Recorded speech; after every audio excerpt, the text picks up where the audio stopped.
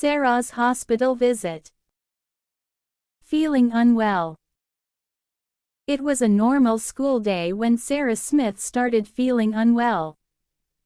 During her morning math class, she noticed a strange pain in her stomach. At first, she thought it was because she hadn't eaten enough breakfast. But the pain didn't go away. By lunchtime, Sarah wasn't hungry, and her head started to feel heavy. "Are you okay?" her friend Lily asked. "I don't feel so good," Sarah replied, holding her stomach. "I think I need to see the school nurse." Lily helped Sarah walk to the nurse's office, where Nurse Jane was waiting. Visiting the school nurse. When Sarah arrived at the nurse's office, Nurse Jane asked her to sit down and describe how she was feeling. "I have a stomach ache, and I feel really tired," Sarah explained. Nurse Jane took Sarah's temperature and checked her pulse. "You have a little fever," she said, looking at the thermometer. "I think you should go home and rest. It might be something that will pass. But just to be safe, I'll call your mom and let her know." Nurse Jane called Sarah's mom, Emily, and explained the situation. Within half an hour, Emily arrived at the school to pick Sarah up. Going to the hospital. When Sarah got into the car, Emily could see that her daughter didn't look well. "Let's take you to the hospital to see a doctor," she said gently. "It's probably nothing serious, but it's better to get checked." Sarah nodded, feeling too tired to say much. She rested her head against the car window as they drove to the hospital. When they arrived, Emily helped Sarah into the waiting area. The hospital was busy with patients, but after a short wait, a nurse called Sarah's name. Seeing the doctor. Sarah and her mom were taken to an examination room, where a doctor arrived shortly after. "Hello, Sarah. I'm Dr. Wilson," the doctor said kindly. "I hear you've been having some stomach pain. Let's see what's going on." Dr. Wilson asked Sarah some questions about her symptoms. "When did the pain start? Does it hurt more after eating? Is the pain constant or does it come and go?" Sarah answered the questions, explaining that the pain had started that morning and hadn't gone away. Dr. Wilson listened carefully and then examined Sarah's stomach, gently pressing in different areas to check for tenderness. Medical tests. "Let's run a few tests to make sure everything is okay," Dr. Wilson said. "I'll ask the nurse to take some blood. And we'll do an ultrasound to check your stomach." Sarah was a little nervous about the tests, but Emily reassured her. "It's just to make sure we know what's happening," she said. "You're going to be fine." A nurse came in and took a small blood sample from Sarah's arm.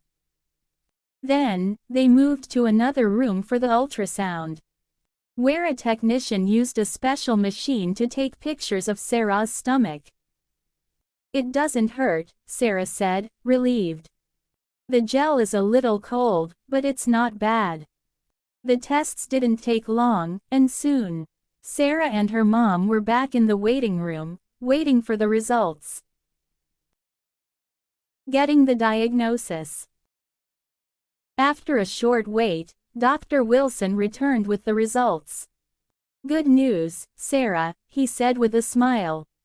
"It looks like you have a mild stomach infection, but nothing serious.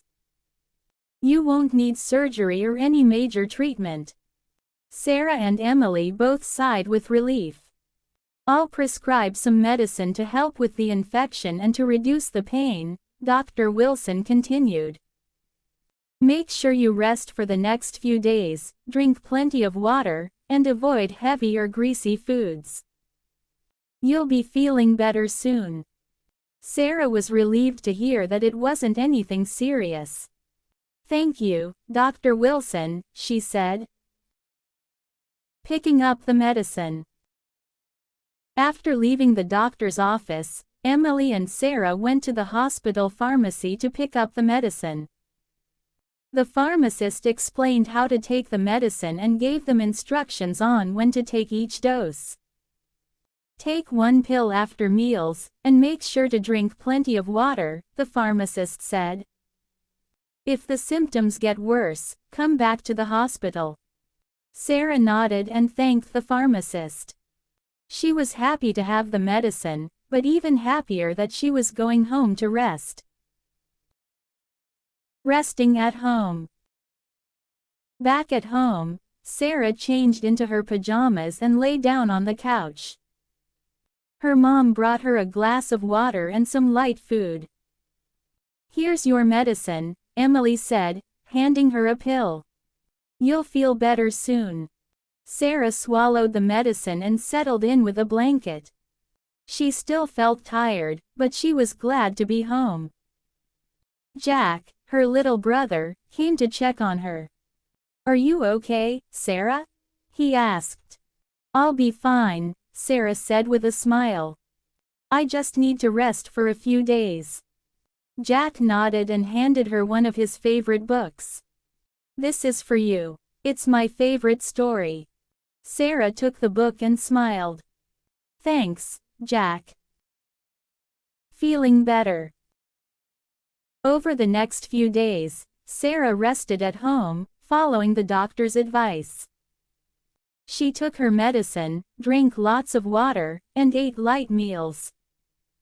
Slowly but surely, her stomach pain started to go away, and her energy returned. By the end of the week, Sarah was feeling much better.